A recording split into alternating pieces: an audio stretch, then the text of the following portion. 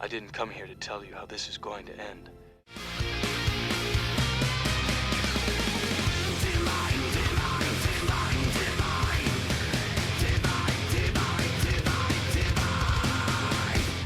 I came here to tell you how it's going to begin.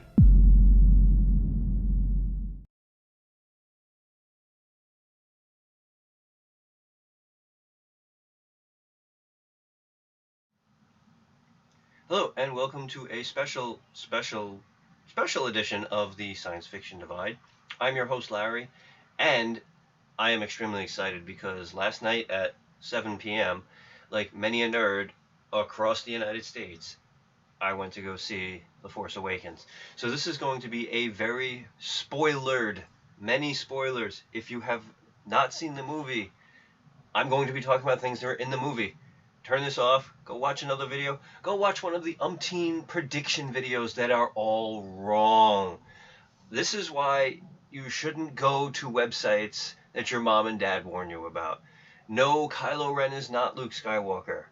No, he's not. There's so much in this movie, I don't even know where to begin. It felt like Star Wars. It hit those beats that anyone who grew up with Star Wars are familiar with.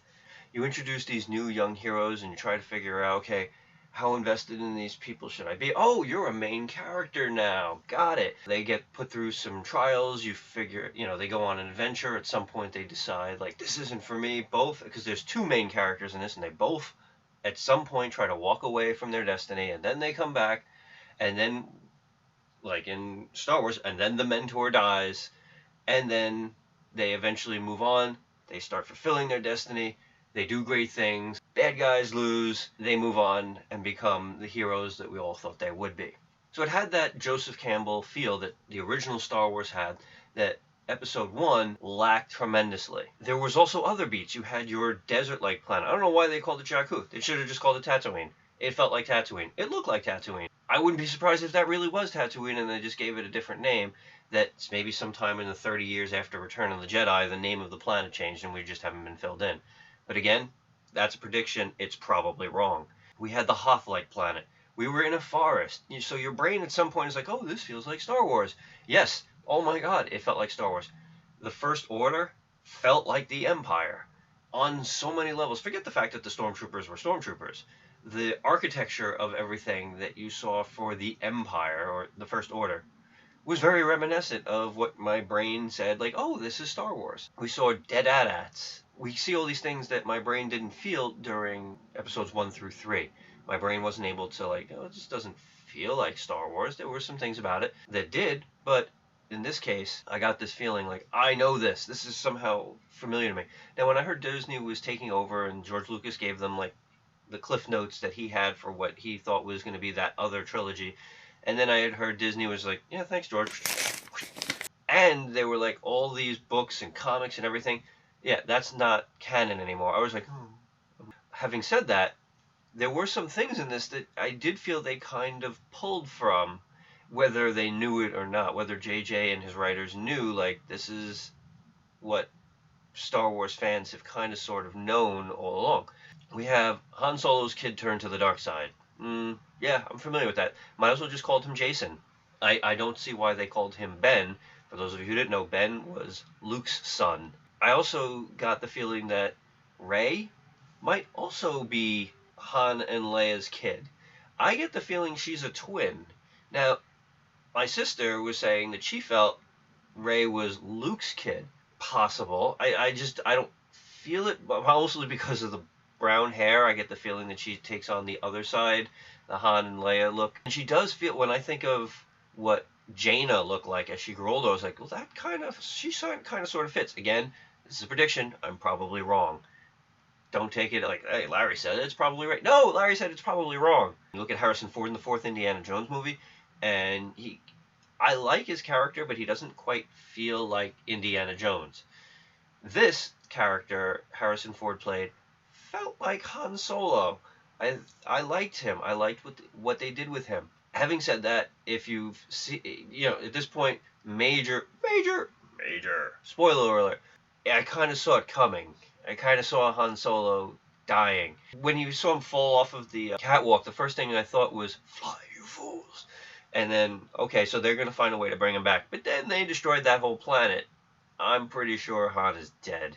Pretty sure that Harrison Ford's role in this saga is now over. That was gut-wrenching. That hurt. I have to admit. Like, I was like, ow. And not just because of the lightsaber through the chest. It is a Disney movie, and people were saying, like, somebody's got to die. And I get it. Somebody has got to die. But didn't see that coming, I have to admit. I was kind of like, oh, I'm sad. There was audible sobs in the movie theater. Like, I don't know what your experience was like. I heard people crying in my movie theater, and I was like, yeah, people care about this character. I get the feeling if that was Indiana Jones, granted he wouldn't have taken a lightsaber through the chest, but not too many people would have been terribly upset because I had a little trouble investing in that version of that character. And this one, it's just like, you just killed Han. So Han can die? Wait, what? They set it up in that movie that Han's luck and experience and the person he is, like, this is somebody who has defied the odds, who's defied death over and over again. So for him to be killed in the manner that he was, it was appropriate and unexpected. I was very shocked. I didn't sleep well last night. It was nice to see Han and Leia. It really was. When the two of them were on scene together, it was like, I've read about these moments. I've heard about them in the books. The ones that don't matter anymore. And it felt good. It felt really good to see them. I really felt for Leia. I really felt like, oh. It helps that I've met her. I've met Carrie Fisher. And then, of course, the end of the movie. You know, where's Luke been? Luke's Kylo Ren. Luke, because we don't see him in the trailer. And I'll admit, like, I'm watching, I was like, why do I get the feeling that Luke is the bad guy? Well, okay, I was wrong.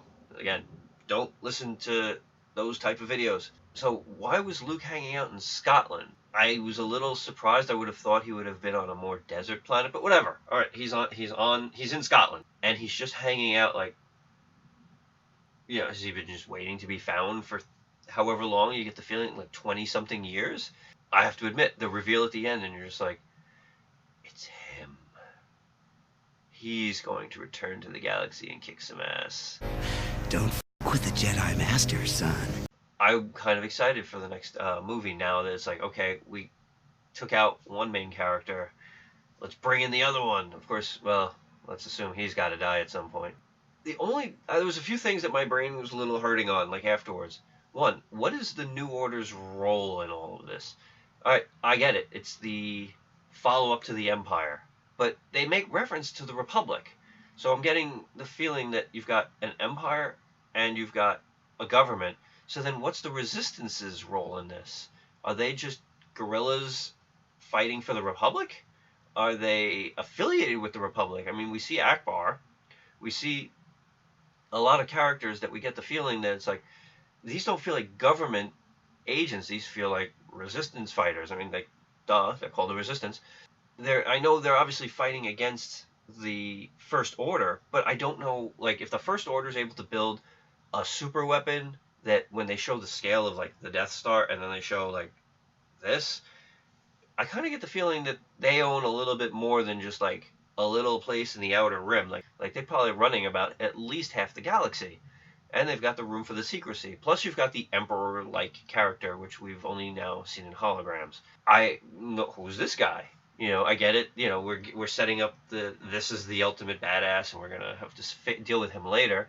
So these were some things that kind of hurt my brain, but it still felt like Star Wars. And I have to admit, I left that movie thinking to myself, like, I want to see this again and again and again, and I probably will.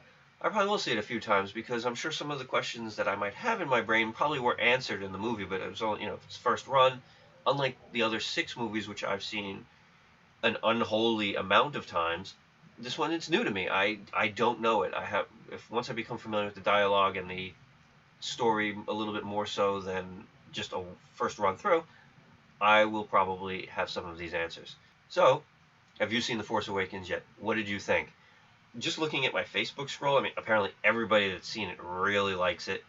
It is what I, wanted to see in a Star Wars movie, and I think George Lucas was a little right about this. He's like, J.J. Abrams is making the movie people want to see. I'm not saying that's a bad thing. I liked this movie. It felt like a day in the life of Star Wars, where episodes 1, 2, and 3 felt more like a day in the life of Anakin Skywalker. This was a big picture. This was back to like galactic scale stuff. So I was very happy with it, and I'm curious to know what you thought. Have you seen it? When did you see it? How many times did you plan on seeing it? So that's it.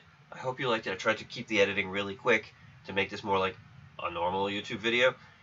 Let me know what you thought. Having said that, thank you for tuning in. May the Force be with you. I will see you back in the theaters again next year, if that's when Rogue One is coming out. If not, I'll see you for episode 8. Until then, goodbye.